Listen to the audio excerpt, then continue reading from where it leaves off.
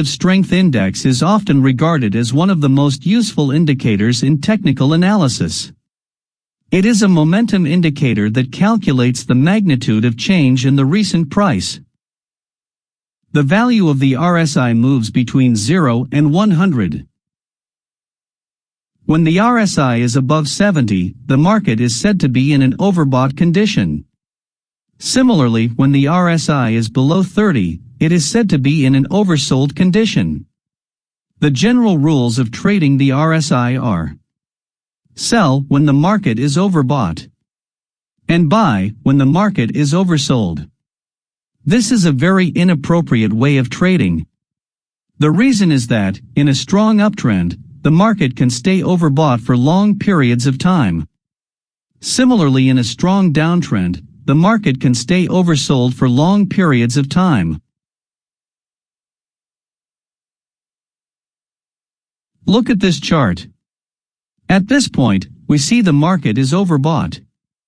Had we sold here, we would have incurred a loss, because the market stayed overbought for a long time.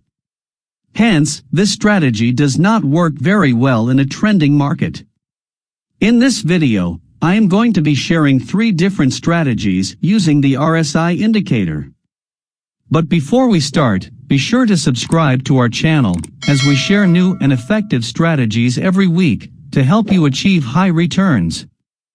With that being said, let's get into the strategies. Strategy number 1. Use RSI with moving average. Simply buying at oversold levels and selling at overbought levels cannot be profitable. But we can add more filters to this and develop a good trading strategy. For example, let us use a simple 200-period moving average. This will help us in identifying the trend of the market. If the price is above the moving average, then it will be considered to be in an uptrend. Similarly, if the price is below the 200 periods moving average, then it will be considered to be in a downtrend. Hence, when the price is above the moving average, we will look for buy setups only. We will buy when the RSI is oversold. In other words, we will buy when the RSI is below 30. Here is an example. Here we have the Apple stock on a daily time frame. The first thing we will look at is the moving average. The price is above the moving average.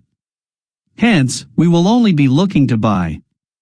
To buy the stock, we will look for areas of an oversold market. This means we will look for areas where the RSI is below or near the 30 level. On this chart we have 2 buying opportunities. Here the price barely touches the 30 level and quickly reverses. Had we bought the stock at these points, we would have generated good profits. Whenever we enter such trades, we can keep our stop loss below the recent swing low and keep our target at the near swing highs. Let's now take a look at a sell trade. Here we can clearly see that the stock is trading below the 200-period moving average. We see that the price comes near the 70 level on the RSI. At this level, the price starts to consolidate for 2 to 3 candles. This indicates an imminent change of direction. So we take a sell trade here. We keep our stop loss above this swing high and place our target at the previous swing low. Another way of using the RSI is for trading divergences. A bearish divergence occurs when the price makes a higher high, but at the same time, the RSI makes a lower high. Similarly, a bullish divergence occurs when the price makes a lower low, but the RSI makes a higher low. Divergences can be a very strong sign of reversal, but we need confirmation. Divergences alone are useless. There can be many fake divergences. For example, in this chart we can clearly see that the price has made a lower low, but the RSI made a higher low. This is a bullish divergence. Many people might have bought here, but after a little pause, the prices continued to sell off. So, how do we avoid getting trapped in these trades? The secret to avoiding these fake divergences is to wait for the break of trend lines. Let us understand this concept by an example. Here is the AMD stock on a 30-minute time frame. Here we can see the price is gradually making higher highs. The RSI on the other hand is making lower highs. Hence, there is a clear and visible divergence in the RSI. But we will not go short here. Not yet. Instead, we will create a short-term trend line. We will do this by connecting the recent swing lows. Here is how the trend line will look. After creating the short-term trend line, we will wait for the price to break the trend line. After the price successfully breaks below the trend line, we will place a short entry. As you can see, a sharp sell-off occurred after our entry.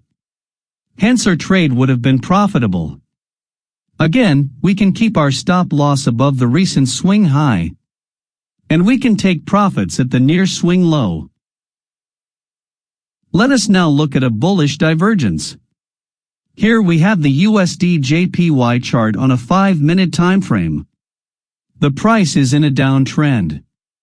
It is continuously making lower lows and lower highs. But if we look at the RSI, we can see that the price made a lower low here. But the RSI made a higher low. This indicates a bullish divergence. Now, we need to plot a short-term trend line and wait for its break. As the price breaks the trend line here, we can enter in a buy position. As you can see, after the trend line break, the price rallied upwards. The third way of trading the RSI is by using it with support and resistance.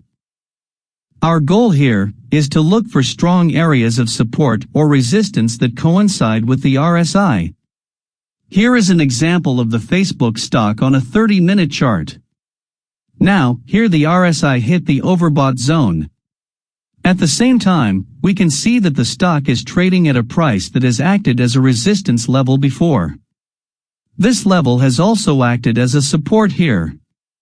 A short trade here would have resulted in a profit. Let us now take a look at another example. Here we have the Microsoft stock on a 30-minute chart. The RSI here goes into the oversold area. Meanwhile, the price of the stock is at a very important level. This area has previously acted as a support level. This means the overbought reading on the RSI coincides with a strong support level. Hence, there is a high probability of the price moving up after the test of the support. And that is what happened here. The strategies shared in this video do not work all the time. You will come across losing trades. But the goal is to achieve profitable returns in the end. If you like the strategies, then be sure to like this video and subscribe to our channel as we will share new strategies every week. See you soon.